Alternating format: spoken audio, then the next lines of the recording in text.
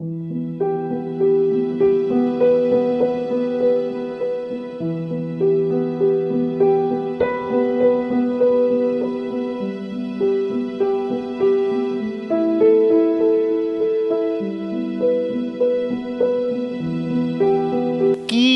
ਇਹ ਨੌਬਤ ਆਈ ਕਿ ਅੱਜ ਪਾਰਕ ਦੇ ਵਿੱਚ ਰਹਿਣਾ ਪੈ ਰਿਹਾ? ਜਾਂ ਵੀ ਇਸ ਕਰਕੇ ਇੱਕ ਛੋਟੀ ਭੈਣ ਆ ਜਿਹੜੀ ਉਹਨੇ ਕਿਸੇ ਨਾਲ ਲਵ ਮੈਰਿਜ ਕਰਾ ਕੇ ਤੇ ਦੌੜ ਗਈ ਸੀਗੀ। ਅੱਛਾ, ਹੁਣ ਘਰ ਦੇ ਵਿੱਚੋਂ ਤੁਹਾਨੂੰ ਆਪਣੀ ਸਗੀ ਭੈਣ ਨੇ ਕੱਢਿਆ? ਆਹੋ, ਫਾਦਰ ਨੇ ਗਾਲਾਂ ਕੱਢਣੀਆਂ ਸ਼ੁਰੂ ਕਰਤੀਆਂ, ਕਹਿੰਦਾ ਮੇਰੇ ਇੱਥੇ ਬੜੀ ਆ ਕੋਠੀ ਤੇ ਮੈਂ ਵੱਢ ਦੇਣੀ ਹੈ। ਫਿਰ ਤੁਸੀਂ ਇੰਗਲੈਂਡ ਚਲੇ ਗਏ? ਕਿਹੜੇ ਸੰਨ ਦੀ ਗੱਲ ਹੈ? ਉੱਥੇ ਜਾਂ 1978 ਦੇ ਵਿੱਚ ਗਿਆ। ਸੁਪਰ ਸਟੋਰ ਸੀਗਾ, ਕਿਰਾਏ ਤੇ ਲੈ ਲਿਆ। ਉਹ ਚਲਾਉਂਦਾ ਹੁੰਦਾ ਸੀ ਉੱਥੇ, ਨਾਂ ਸੀ ਉਹਦਾ ਮਰਬਨ ਸੁਪਰ ਸਟੋਰ।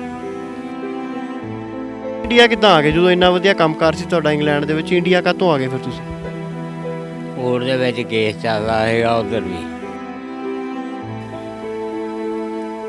ਇੱਥੇ ਸੁਪਰ ਸਟੋਰ ਦੇ ਉੱਤੇ ਰੇਪ ਕਰਤਾ ਸੀ ਆ ਕੇ ਸਾਡੇ ਹੀ ਔਰ ਰਿਸ਼ਤੇਦਾਰ ਤਾਏ ਦਾ ਭਰਾ ਹੀ ਸੀਗਾ। ਇਹ ਆ ਕੇ ਮੈਂ ਆਦਮਪੁਰ ਹਵਾਈ ਅੱਡੇ ਨੌਕਰੀ ਕੀਤੀ, ਆ ਕੇ ਕੋਠੀ ਬਣਾਈ ਪੂਰੀ।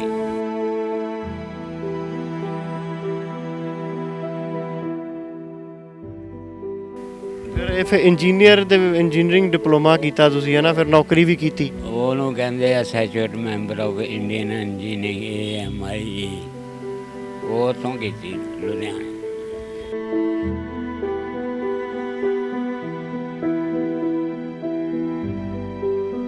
ਹੁਣ ਜ਼ਿੰਦਗੀ ਕਿਵੇਂ ਚੱਲਦੀ ਹੈ ਜਦੋਂ ਹੁਣ ਭਰਾ ਭੈਣ ਕੋਈ ਵੀ ਨਾਲ ਨਹੀਂ ਰਿਹਾ, ਘਰ ਛੱਤ ਵੀ ਨਹੀਂ ਹੈ ਤੁਹਾਡੇ ਉੱਪਰ? ਫਿਰ ਹੁਣ ਕਿੱਦਾਂ ਜ਼ਿੰਦਗੀ ਚੱਲ ਰਹੀ? ਬਸ ਆਏ ਤੁਹਾਡੇ ਸਾਹਮਣੇ ਵੀ ਇੱਥੇ ਰਾਤ ਨੂੰ ਸੌਣੀਦਾ, ਸਵੇਰ ਨੂੰ ਉੱਠੀਦਾ ਇੱਥੋਂ।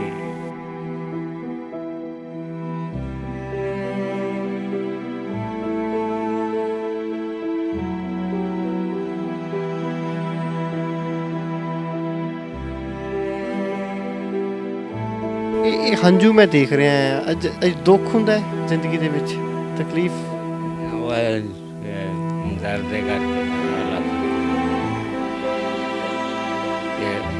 ਉਹ ਹਾਲ ਤੇ ਨਿੱਕਾ ਪਿਆ ਨਹੀਂ ਮਿਲਿਆ।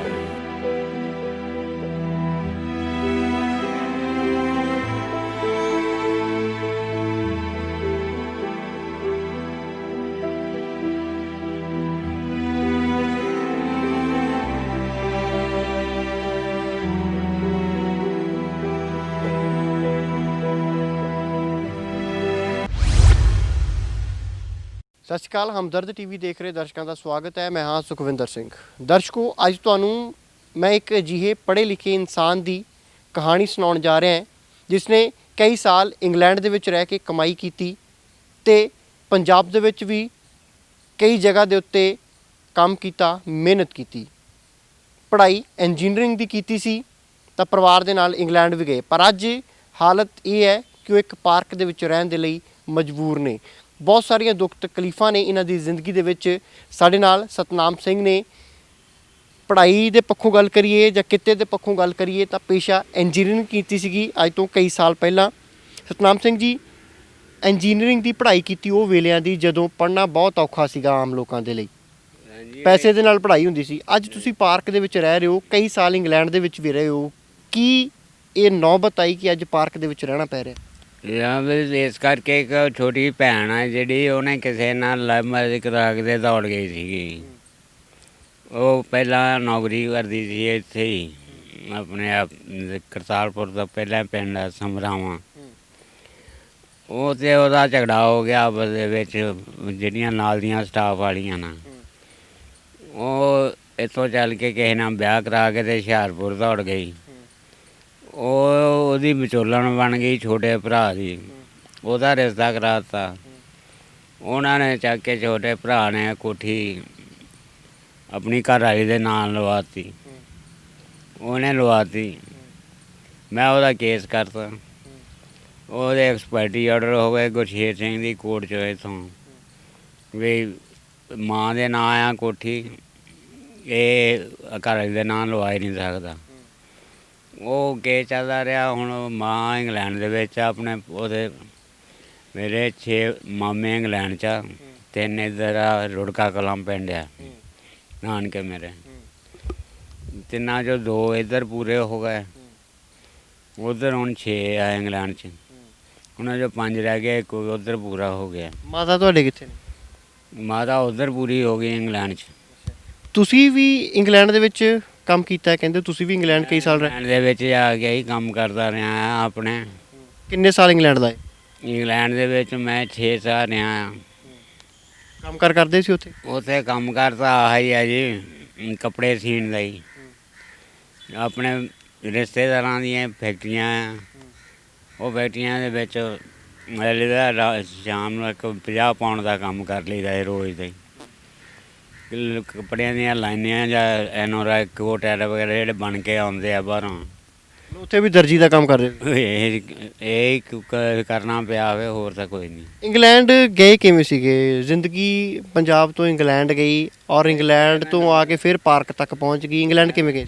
ਇੱਥੇ ਹੁਣ ਮੈਂ ਨੌਕਰੀ ਕਰਦਾ ਸੀ ਨਾ TV ਟਾਵਰ ਤੋਂ। ਇਹ ਇੰਦਰਾ ਗਾਂਧੀ ਨੇ ਬੰਦ ਕਰਵਾ ਦਿੱਤਾ ਹੈਗਾ, ਕਿਉਂਕਿ 100 ਮੀਟਰ ਦੇ ਉੱਤੇ ਆ ਦੇਖਦੇ ਹੀ ਹੋਵਾਂਗੇ।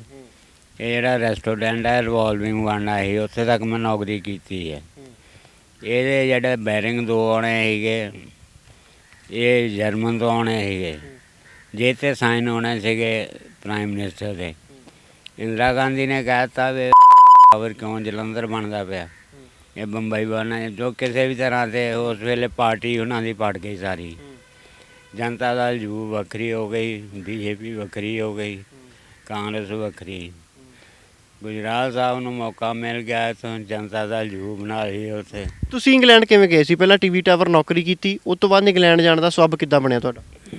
ਮੇਰਾ ਉੱਧਰ ਰਿਸ਼ਤਾ ਹੋ ਗਿਆ ਸੀਗਾ।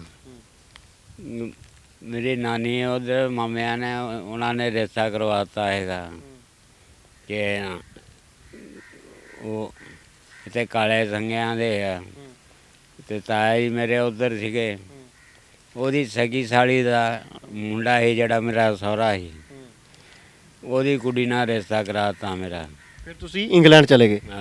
ਕਿਹੜੇ ਸੰਨ ਦੀ ਗੱਲ ਹੈ? ਉੱਥੇ 1978 ਦੇ ਵਿੱਚ ਗਿਆ ਸੀ। ਉਹ ਮੈਂ 1978 ਜਾਣ ਲੱਗਾ ਇੱਥੋਂ ਕਰਤਾਰਪੁਰ, ਆਪਣਾ ਜਿੱਥੇ ਮੇਰਾ ਜਨਮ ਹੋਇਆ ਗੁਰਦੁਆਰੇ ਮੱਥਾ ਟੇਕਣ ਚਲੇ ਗਿਆ। ਆਉਂਦੇ ਹੋਇਆ ਸਕੂਟਰ 'ਤੇ ਐਕਸੀਡੈਂਟ ਹੋ ਗਿਆ ਹੈਗਾ, ਸੱਟਾਂ ਸੁੱਟਾਂ ਲੱਗ ਗਈਆਂ ਹੈਗਾ। ਨਾਲ ਹੀ ਮੇਰੀ ਟਿਕਟ ਬਣੀ ਪਈ ਸੀਗੀ, ਮੈਨੂੰ ਜਾਣਾ ਪਿਆ। ਜਦੋਂ ਪਹੁੰਚੇ ਉੱਥੇ ਸਾਰਾ ਕਹਿੰਦਾ ਆਹ ਮੁੰਡਾ ਨਾ ਕੀ ਹੈ, ਕਹਿੰਦੇ ਸੱਟਾਂ ਸੁੱਟਾਂ ਨਹੀਂ, ਕਹਿੰਦਾ ਠੀਕ ਹੋ ਜਾਊਗਾ ਵੀ ਉਹਦਾ ਐਕਸੀਡੈਂਟ ਹੋ ਗਿਆ ਹੈਗਾ। ਉਹ ਕਹਿੰਦੇ ਅਸੀਂ ਵਿਆਹ ਹੀ ਨਹੀਂ ਕਰਾਉਣਾ। ਹੁਣ ਤਾਰੀ ਸਾਈਸਲੇ ਦਾ ਮੁੰਡਾ ਸੀ, ਉਹਨੇ ਜ਼ਬਰਦਸਤੀ ਕਹਿ ਕੇ ਰਜਿਸਟਰ ਮੈਰਿਜ ਕਰਾ ਦਿੱਤੀ। ਅੱਛਾ, ਉੱਥੇ ਜਿਸ ਕੁੜੀ ਦੇ ਲਈ ਤੁਹਾਨੂੰ ਬੁਲਾਇਆ ਗਿਆ ਸੀ ਵਿਆਹ ਕਰਨ ਦੇ ਲਈ, ਉੱਥੇ ਜਾ ਕੇ ਉਹਨਾਂ ਨੇ ਉਹ ਮੁੱਕਰ ਗਿਆ ਤੁਹਾਡੇ ਸਹੁਰੇ, ਔਰ ਉਹਨਾਂ ਨੇ ਉਸੇ ਕੁੜੀ ਦਾ ਵਿਆਹ ਕਿਸੇ ਹੋਰ ਨਾਲ ਕਰਤਾ? ਨਹੀਂ ਨਹੀਂ, ਮੇਰਾ ਪਹਿਲਾਂ ਤਾਏ ਦੀ ਸਗੀ ਸਾਲੀ ਦਾ ਮੁੰਡਾ ਹੈ ਨਾ ਸਹੁਰਾ ਮੇਰਾ। ਤੁਹਾਡਾ ਪਹਿਲਾਂ ਵਿਆਹ ਹੋਇਆ ਸੀਗਾ ਇੰਡੀਆ 'ਚ? ਇੰਡੀਆ 'ਚ ਕਿੱਥੇ ਹੋਇਆ ਸੀ, ਉੱਧਰ ਹੀ ਹੋਇਆ ਸੀ ਜਾ ਕੇ। ਉਹਨੇ ਜਾ ਕੇ ਮੇਰਾ ਰਜਿਸਟਰ ਮੈਰਿਜ ਕਰਵਾਤੀ। ਉਹ ਰਜਿਸਟਰ ਮੈਰਿਜ ਦਾ ਸਰਟੀਫਿਕੇਟ ਜਦੋਂ ਲੈ ਲਿਆ ਮੈਂ, ਤਾਇਆ ਕਹਿੰਦਾ ਹੁਣ ਚੁੱਪ ਕਰਕੇ ਕਿਤਨਾ ਵੀ ਨਾ ਪੱਕਾ ਹੋਇਆ ਉੱਥੇ। ਉਹ ਮੇਰੀ ਕਿਸਮਤ ਚੰਗੀ, ਉਹਨਾਂ ਦੀ ਕਿਤੇ ਅਰਸ਼ਾਂ ਦੀ ਲੜਾਈ ਚੱਲ ਪਈ ਉੱਥੇ ਬੈਲਫਾਸਟ ਵਗੈਰਾ ਦੀ ਇੰਗਲੈਂਡ ਦੇ ਵਿੱਚ। ਮੈਂ ਹੋਮ ਆਫਿਸ ਦੇ ਹੈਡ ਆਫਿਸ ਚਲੇ ਗਿਆ ਇੱਥੇ ਇੰਗਲੈਂਡ 'ਚ ਹੀ। ਉਹ 120 ਕਾਊਂਟਰ ਆ ਉੱਥੇ, ਅਤੇ ਕਿਸਮਤ ਨਾਲ ਮੇਰੀ ਕਿਤੇ ਵਾਰੀ ਉੱਧਰੋਂ ਬਾਲੂ ਟਰੈਵਲ ਵਾਲੇ ਆ ਬਾਹਰ, ਇਹ ਉੱਥੇ ਅਖਬਾਰਾਂ ਵੇਚਦੇ ਆ ਬਾਹਰ ਸਿਲਮੇ ਦੇ 100 ਰੋਡ 'ਤੇ। ਇਹ ਮੈਨੂੰ ਕਹਿੰਦੇ ਤੇਰੀ ਅਖਬਾਰ 'ਚ ਖਬਰ ਆਈ ਹੈ ਤੇਰੀ ਸਰਵਿਸ ਵਿਲ ਵੀ ਟਰਮੀਨੇਟਡ ਹੋ, ਜਿੱਦਾਂ ਦਿੰਦੇ ਹੁੰਦੇ ਖਬਰ ਵੀ ਇੰਨੇ ਦਿਨਾਂ ਦੇ ਵਿੱਚ ਆ ਕੇ ਜੁਆਇਨ ਕਰ ਸਰਵਿਸ। ਇਹ ਯੂਨੀਵਰਸਿਟੀ ਵਾਲਿਆਂ ਨੇ ਕਢਾਤੀ ਹੈਗੀ। ਮੈਂ ਉਹ ਅਖਬਾਰ ਲੈ ਕੇ ਉੱਥੇ ਚਲੇ ਗਿਆ ਹੋਮ ਉਹਦੇ ਦਫ਼ਤਰ। ਉਹ ਮੇਰੀ ਕਿਤੇ ਕਿਸਮਤ ਚੰਗੀ, ਉਹ ਮੈਡਮ ਵੀ ਉਹੀ ਆਰਿਸ਼ ਬੈਠੀ ਸੀਗੀ ਜਿਹਦੀ ਵਾਰੀ ਆ ਗਈ। ਉਹ ਮੈਂ ਕਿਹਾ ਮੈਡਮ ਦੈਟਸ ਮਾਈ ਪ੍ਰੋਬਲਮ ਵੀ ਆ ਹੁਣ ਮੈਂ ਜਾਂ ਇੱਥੇ ਰਵਾਂਗੇ ਜਾਂ ਇੰਡੀਆ ਜਾਵਾਂ ਵਾਪਸ।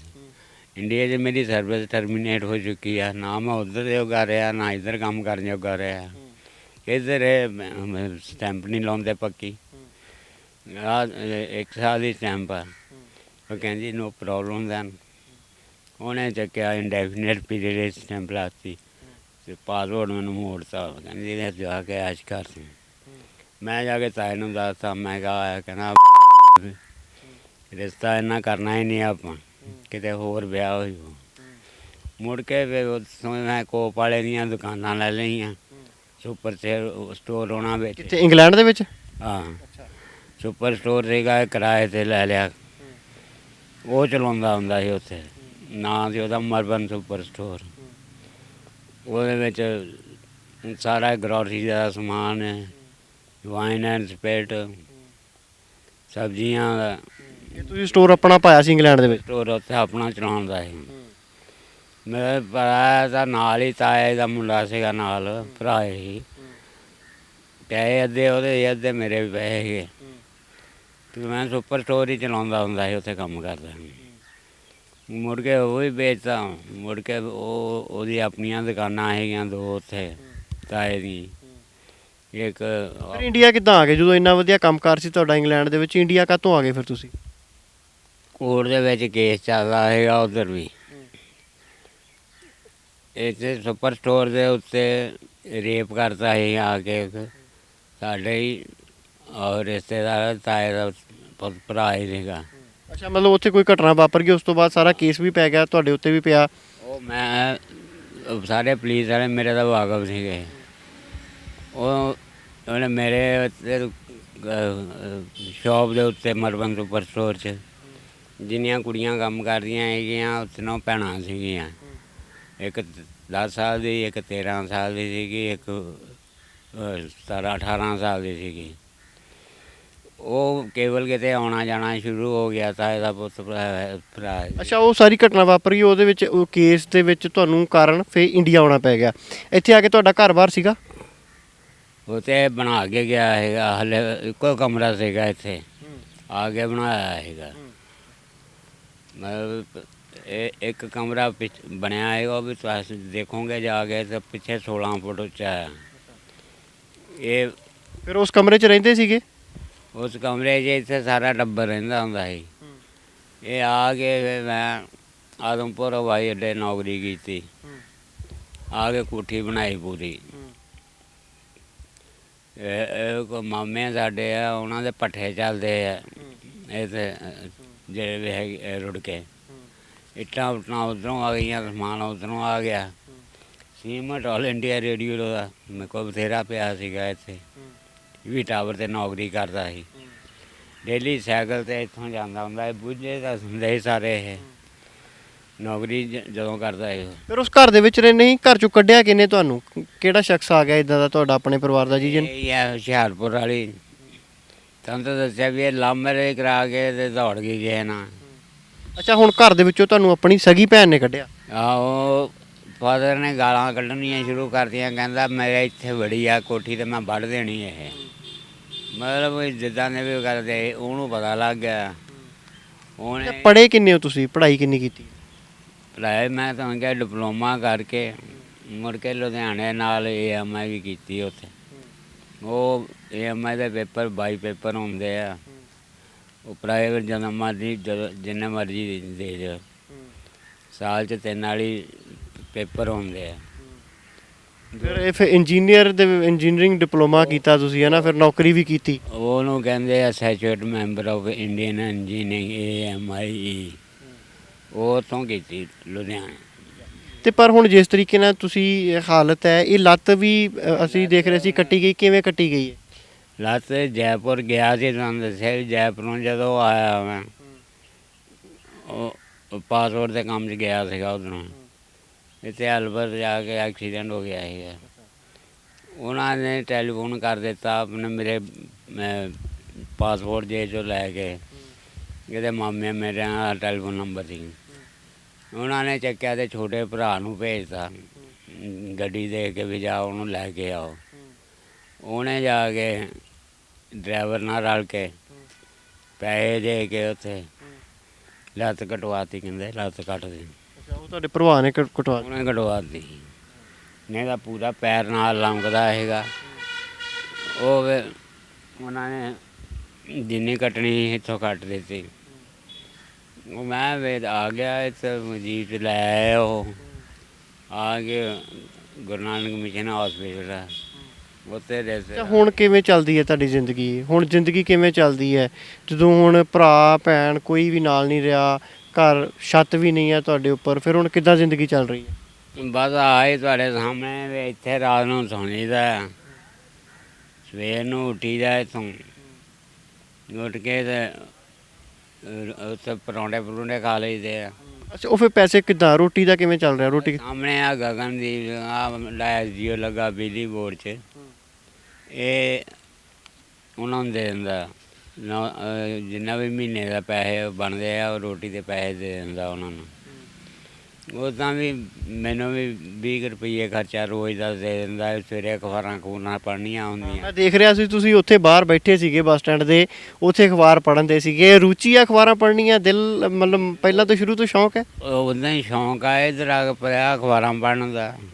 3 ਅਖਬਾਰਾਂ ਲਈਦੀਆਂ 10 ਰੁਪਏ ਦੀਆਂ ਆਉਂਦੀਆਂ 11 ਦੀਆਂ, ਉਹ ਰੋਜ਼ ਪੜ੍ਹ ਲਈਦੀਆਂ। ਉੱਥੇ ਕਿਹੜਾ ਕਿਹੜਾ ਅਖਬਾਰ ਪੜ੍ਹਦੇ ਹੋ? ਹਿੰਦੀ, ਪੰਜਾਬੀ, ਅੰਗਰੇਜ਼ੀ? ਹਿੰਦੁਸਤਾਨ ਟਾਈਮ ਇੱਕ ਲੈ ਲੈਣਾ, ਅੰਗਰੇਜ਼ੀ ਦੀ ਜ਼ਰੂਰੀ ਪੜ੍ਹਨੀ ਪੈਂਦੀ ਉਹੀ ਨਾਲ, ਇੱਕ ਭਾਸਕਰ ਅਤੇ ਇੱਕ ਜਿੰਨੀਆਂ 11 ਰੁਪਏ 'ਚ ਆਉਂਦੀਆਂ ਹੈਗੀਆਂ। ਅੰਗਰੇਜ਼ੀ ਆਉਂਦੀ ਹੈ ਚੰਗੀ ਤਰ੍ਹਾਂ, ਸਮਝ ਆ ਜਾਂਦੀ ਅੰਗਰੇਜ਼ੀ? ਅੰਗਰੇਜ਼ੀ ਸ਼ੁਰੂ ਤੋਂ ਪੜ੍ਹਦਾ ਰਿਹਾ ਮੈਂ, ਉੱਧਰ ਵੀ ਅੰਗਰੇਜ਼ੀ 'ਚ ਕੰਮ ਕਰਦਾ ਰਿਹਾ ਕਿਉਂਕਿ ਜਿੰਨਾ ਗੋਰਿਆਂ ਨੂੰ ਡੀਲਿੰਗ ਕਰਨਾ ਹੈ, ਜਿਹੜਾ ਮਰਬਨ ਤੋਂ ਉੱਪਰ ਸਟੋਰ ਸੀ, ਜਿਹੜਾ ਸਟੋਰ ਸੀਗਾ ਉਹ ਇਲਾਕਾ ਹੀ ਗੋਰਿਆਂ ਦਾ ਸੀ ਅਤੇ ਆਪਣਾ ਕੋਈ ਇੰਡੀਅਨ ਨਹੀਂ ਰਹਿੰਦਾ।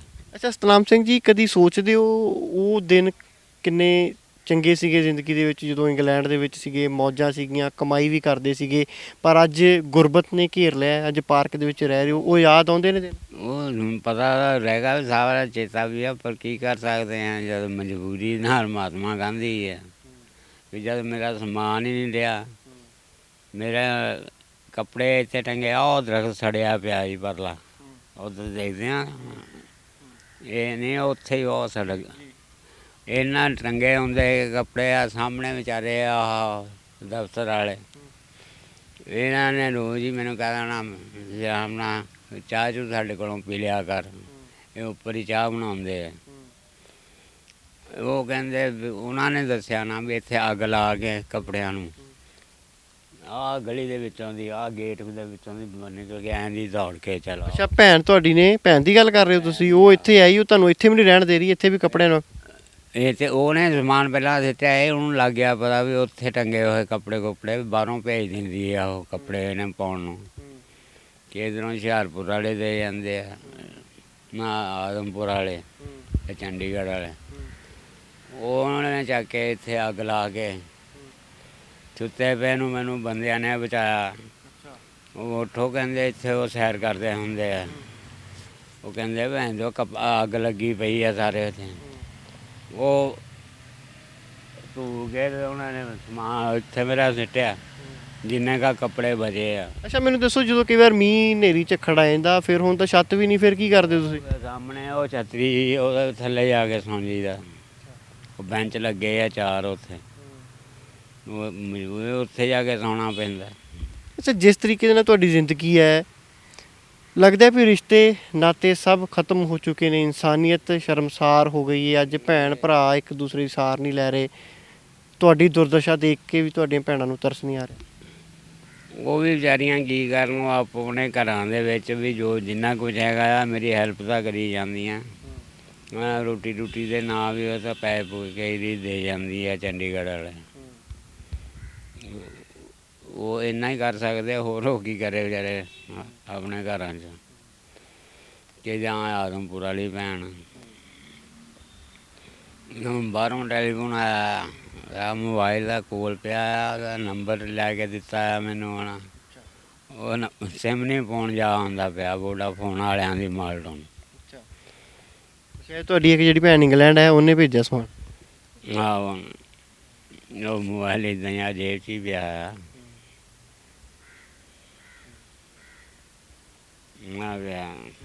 ਹੁਣ ਮੰਗ ਕਰਦੇ ਹੋ ਕੋਈ ਪ੍ਰਸ਼ਾਸਨ ਤੋਂ ਕੋਈ ਮਦਦ ਦੀ, ਕਿਸੇ ਤਰੀਕੇ ਦੀ? ਯਾਰ ਮੈਂ ਅਪਲਾਈ ਕੀਤਾ ਇੱਥੇ 2/39 ਆ CDPO ਦੇ, ਇਹ 20 ਫਰਵਰੀ 2003 ਨੂੰ ਅਪਲਾਈ ਕੀਤਾ ਹੈਗਾ, ਉਹ ਕੇ ਸ਼ਿਵਾ ਪੰਜਾਬ ਸੀਗਾ DC ਇੱਥੇ, ਉਹਨੇ 2000 ਰੁਪਇਆ ਮਹੀਨਾ ਪੈਨਸ਼ਨ ਮੇਰੀ ਲਾਈ ਸੀਗੀ। ਅੱਜ ਤੀ ਨਿੱਕਾ ਪੈਸਾ ਨਹੀਂ ਮਿਲਿਆ ਇਹਨਾਂ ਦਾ ਪ੍ਰਸ਼ਾਸਨ ਤੋਂ। ਉਹਨੇ ਵੀ ਹੈਂਡੀਕੈਪ ਦੇ ਬੇਸ 'ਤੇ ਲਾਈ ਸੀਗੀ। ਜੇ ਇਹ ਹੰਝੂ ਮੈਂ ਦੇਖ ਰਿਹਾ ਹਾਂ, ਅੱਜ ਦੁੱਖ ਹੁੰਦਾ ਹੈ ਜ਼ਿੰਦਗੀ ਦੇ ਵਿੱਚ, ਤਕਲੀਫ। ਉਹ ਦਰਦ ਦੇ ਕਰਕੇ ਆ ਲੱਤ ਦੇ, ਤੇ ਉਹ ਹਾਲ ਤੇ ਨਿੱਕਾ ਪੈਸਾ ਨਹੀਂ ਮਿਲਿਆ ਮੈਨੂੰ। ਜ਼ਿੰਮੇਵਾਰ ਮੰਨਦੇ ਹੋ ਕਿਸੇ ਰਿਸ਼ਤੇਦਾਰ ਨੂੰ, ਕਿਸੇ ਭੈਣ ਭਰਾ ਨੂੰ, ਜਾਂ ਕਿਸੇ ਨੂੰ ਜ਼ਿੰਮੇਵਾਰ ਮੰਨਦੇ ਹੋ ਤੁਹਾਨੂੰ ਇੰਗਲੈਂਡ ਤੋਂ ਇੱਥੇ ਤੱਕ ਪਹੁੰਚਾਉਣ ਦੇ ਵਿੱਚ? ਅੱਜ ਕੁਝ ਹੱਥ ਵਿੱਚ ਵੀ ਨਹੀਂ ਰਿਹਾ, ਜਿਨ੍ਹਾਂ ਹੱਥਾਂ ਦੇ ਵਿੱਚ ਪਾਉਂਡ ਆਉਂਦੇ ਸੀਗੇ ਕਿਸੇ ਸਮੇਂ, ਅੱਜ ਉਹ ਹੱਥ ਰੋਟੀ ਲਈ ਤਰਸ ਰਹੇ। ਮੈਂ ਉਹਦੀ ਗੱਲ ਹੀ ਕਰਦਾ, ਹੁਸ਼ਿਆਰਪੁਰ ਵਾਲੀ ਆ ਸਗੀ ਭੈਣ ਆ ਇਹ, ਜਿਹੜੀ ਕਿ ਉਹਦੀ ਵਿਚੋਲਣ ਬਣ ਗਈ ਸੀਗੀ ਛੋਟੇ ਭਰਾ ਦੀ। ਇਹ ਆਪ 'ਚ ਰਲ ਗਏ, ਔਰ ਮੇਰੇ ਹੁੰਦਿਆਂ ਹੋਰ ਕੋਈ ਰਿਸ਼ਤੇਦਾਰ ਨਹੀਂ ਕਦੀ ਕੋਈ ਆਇਆ ਵਿੱਚ ਵੀ ਆਪਾਂ ਵੀ ਘਰ ਲੈ ਕੇ ਜਾਈਏ ਇਹਨਾਂ ਨੂੰ, ਆਪਾਂ ਕੋਈ ਸਾਰ ਲਈਏ? ਤੁਹਾਡੀ ਕਦੀ ਕੋਈ ਰਿਸ਼ਤੇਦਾਰ ਨਹੀਂ? ਇਹ ਵੱਡੀ ਭੈਣ ਹੀ ਆ, ਉਹ ਆਈ ਆ ਕੋਰਟ ਦੇ ਵਿੱਚ, ਉਹ ਹੀ ਪੇਸ਼ ਹੁੰਦੀ ਹੈ ਮੇਰੇ ਵਿਆਹ 'ਤੇ। ਅਨੂਪ ਸਿੰਘ ਦੀ ਕੋਰਟ 'ਚ ਲਗਾ ਲੇ ਵੀ ਕੇਸ ਚੱਲਦਾ ਨਾ, ਉਹ ਤੋਂ ਹਾਲੇ ਫੈਸਲਾ ਐਕਸਪਰਟੀ ਆਰਡਰ ਹੋਏ ਆ। ਉਹ ਹੁਣ ਉਦੋਂ ਦੀ ਜਿੱਦਣ ਦਾ ਐਕਸਪਰਟੀ ਆਰਡਰ ਹੈ, ਪੁਲਿਸ ਵਾਲਿਆਂ ਨੂੰ ਆਰਡਰ ਆ ਗਿਆ 6 ਨੰਬਰ ਵਾਲਿਆਂ ਨੂੰ ਵੀ ਇਹਨੂੰ ਕੋਠੀ ਖਾਲੀ ਕਰਾ ਕੇ ਦਿਓ। ਫਿਰ ਪੁਲਿਸ ਐਕਸ਼ਨ ਨਹੀਂ ਲੈ ਰਹੀ ਕੋਈ ਵੀ? ਪੁਲਿਸ ਆਇਆ ਇੱਥੇ ਆ ਗਿਆ, ਸੁਰਜੀਤ ਸਿੰਘ ਗਿੱਲ ਜਿਹੜਾ SHO, ਕਾਗਜ਼ 'ਤੇ ਸਾਈਨ ਕਰਾ ਕੇ ਮੇਰੇ ਕੋਲ ਲੈ ਗਿਆ। ਮੈਂ ਕੋਠੀ ਤਾਂ ਖਾਲੀ ਕਰਾ ਕੇ ਦਿਓ।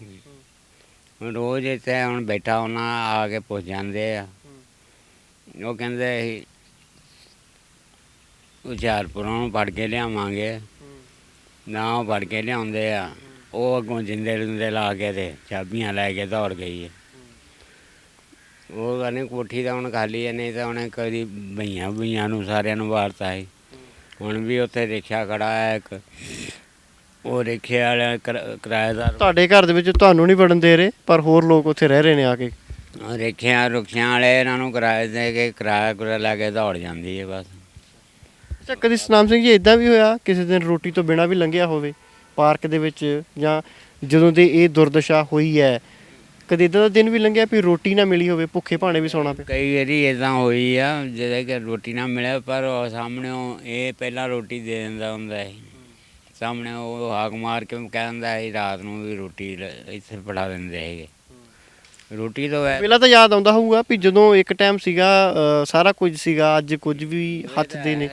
ਰੋਟੀ ਤੋਂ ਤਾਂ ਨਹੀਂ ਤੰਗ ਹੋਣ ਦਿੱਤਾ, ਉਹ ਹੁਣ ਯਾਰ ਦੋਸਤਾਂ ਕਰਕੇ ਉਹ ਹੁਣ ਇਸ ਵੇਲੇ SDO ਲੱਗ ਗਿਆ। ਅੱਛਾ, ਤੁਹਾਡੇ ਦੋਸਤ ਸੀਗੇ ਨਾਲ ਪੜ੍ਹਦੇ ਸੀ?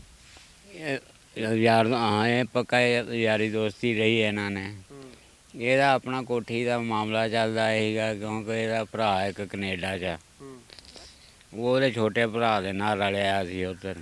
ਅੱਛਾ, ਜਿਹੜੀ ਤੁਹਾਡੀ ਪਤਨੀ ਸੀ, ਉਹ ਪਤਨੀ ਦੇ ਨਾਲ ਕੋਈ ਤਾਲਮੇਲ ਨਹੀਂ ਹੋਇਆ ਤੁਹਾਡਾ ਦੁਆਰਾ? ਕਦੀ ਉਹਨੇ ਨਹੀਂ ਫੋਨ ਕੀਤਾ?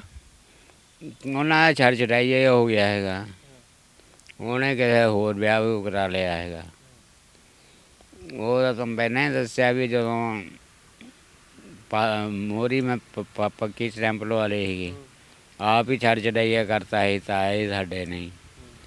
ਕਹਿੰਦਾ ਆਰਾਮ ਨਾਲ, ਕਹਿੰਦਾ ਵਿਆਹ ਹੋ ਜੂ, ਹੋਰ ਹੋ ਜੂਗਾ, ਇੱਥੇ ਬਥੇਰੇ ਆ। ਪਰ ਕੁਝ ਕਹਿਣਾ ਚਾਹੁੰਦੇ ਹੋ? ਬਹੁਤ ਸਾਰੇ ਲੋਕ ਤੁਹਾਨੂੰ ਦੇਖ ਰਹੇ ਹੋਣਗੇ, ਅੱਜ ਭੈਣ ਭਰਾ ਦੇ ਰਿਸ਼ਤੇ ਦੇ ਵਿੱਚ ਦਰਾੜ ਹੈ, ਔਰ ਭਰਾ ਕਿੱਥੋਂ ਇੰਗਲੈਂਡ ਤੋਂ ਆ ਕੇ ਗੁਰਬਤ ਦੀ ਜ਼ਿੰਦਗੀ ਜੀ ਰਿਹਾ। ਬਹੁਤ ਸਾਰੇ ਭੈਣ ਭਰਾਵਾਂ ਦੇ ਵਿੱਚ ਕਈ ਵਾਰ ਗਿਲੇ ਸ਼ਿਕਵੇ ਹੋ ਜਾਂਦੇ ਨੇ, ਕਹਿਣਾ ਚਾਹੁੰਦੇ ਹੋ ਵੀ ਮਿਲ ਵਰਤ ਕੇ ਰਿਹਾ ਕਰੋ? ਕਹਿਣਾ ਕੀ ਆ, ਉਹਨੂੰ ਛੋਟੇ ਨੂੰ ਕਦੀ ਮੈਂ ਕੋਈ ਕਿਹਾ ਨਹੀਂ ਗਾ। ਮੈਂ ਕਿਹਾ ਵੀ ਤੂੰ ਐਵੇਂ ਇਹਦੇ ਮਗਰ ਲੱਗਾ ਆ ਵੀ ਅੱਗੇ ਉੱਦਾਂ ਦੀ ਹੈਗੀ ਹੈ, ਜਿੰਨਾ ਪਹਿਲਾਂ ਲਵ ਮੈਰਿਜ ਕਰਾ ਕੇ ਕਿਸੇ ਨਾਲ ਦੌੜ ਗਈ ਹੈ। ਪਰ ਉਹ ਕਹਿੰਦਾ ਮੇਰੀ ਵਿਚੋਲਣ ਆ, ਇਸ ਕਰਕੇ ਉਹ ਆਪਣੇ ਉਹਦਾ ਉੱਧਰ ਨੂੰ ਝੁਕਾਅ ਜ਼ਿਆਦਾ ਆ, ਮੇਰੇ ਵੱਲ ਘੱਟ। ਤਾਂ ਇਹ ਸੀਗੇ ਸਤਨਾਮ ਸਿੰਘ, ਇੰਜੀਨੀਅਰ ਸਤਨਾਮ ਸਿੰਘ ਮੈਂ ਕਹਿ ਸਕਦਾ ਇਹਨਾਂ ਨੂੰ। ਉਸ ਸਮੇਂ ਦੇ ਪੜ੍ਹੇ ਨੇ ਜਦੋਂ ਪੜ੍ਹਾਈਆਂ ਕਰਨ ਦੇ ਲਈ ਬੰਦੇ ਨੂੰ ਬਹੁਤ ਮਿਹਨਤ ਕਰਨੀ ਪੈਂਦੀ ਸੀਗੀ, ਪੜ੍ਹਾਈਆਂ ਮਹਿੰਗੀਆਂ ਸੀਗੀਆਂ, ਪੈਸੇ ਦੀ ਆਮਦਨ ਘੱਟ ਹੁੰਦੀ ਸੀ। ਉਸੇ ਸਮੇਂ ਦੇ ਵਿੱਚ ਪੜ੍ਹ ਲਿਖ ਕੇ ਇੰਗਲੈਂਡ ਜਾ ਕੇ 6 ਸਾਲ ਕਮਾਈ ਕੀਤੀ ਅਤੇ ਆਪਣੇ ਸਟੋਰ ਵੀ ਖੋਲ੍ਹੇ ਉੱਥੇ। ਪਰ ਅੱਜ ਜ਼ਿੰਦਗੀ ਨੇ ਇੱਕ ਅਜਿਹੇ ਮੋੜ ਦੇ ਉੱਤੇ ਪਹੁੰਚਾ ਦਿੱਤਾ ਹੈ ਵੀ ਅੱਜ ਸਤਨਾਮ ਸਿੰਘ ਇੱਕ ਖੁੱਲ੍ਹੇ ਪਾਰਕ ਦੇ ਵਿੱਚ ਰਹਿ ਰਿਹਾ ਹੈ, ਨਾ ਛੱਤ ਹੈ ਅਤੇ ਨਾ ਇਹੀ ਪਤਾ ਹੈ ਵੀ ਸਵੇਰ ਨੂੰ ਰੋਟੀ ਮਿਲਣੀ ਹੈ ਜਾਂ ਨਹੀਂ ਮਿਲਣੀ। ਹਾਂ, ਕਹਿੰਦੇ ਇੱਕ ਦੋਸਤ ਸੀ ਜੋ ਬਚਪਨ ਤੋਂ ਨਾਲ ਜਿਸ ਦਾ ਪਿਆਰ ਸੀਗਾ, ਜੋ ਦੋਸਤ ਨੇ ਮੇਰੀ ਇਹ ਦੁਰਦਸ਼ਾ ਦੇਖਣ ਤੋਂ ਬਾਅਦ ਇੰਨਾ ਕੀਤਾ ਹੈ ਵੀ ਉਹ ਮੈਨੂੰ ਕਦੀ ਰੋਟੀ ਤੋਂ ਭੁੱਖਾ ਨਹੀਂ ਰਹਿਣ ਦਿੰਦਾ। ਫਿਲਹਾਲ ਕੈਮਰਾਮੈਨ ਵਰਿੰਦਰ ਮਹਿਰਾ ਦੇ ਨਾਲ ਸੁਖਵਿੰਦਰ ਸਿੰਘ, ਹਮਦਰਦ ਟੀਵੀ, ਜਲੰਧਰ।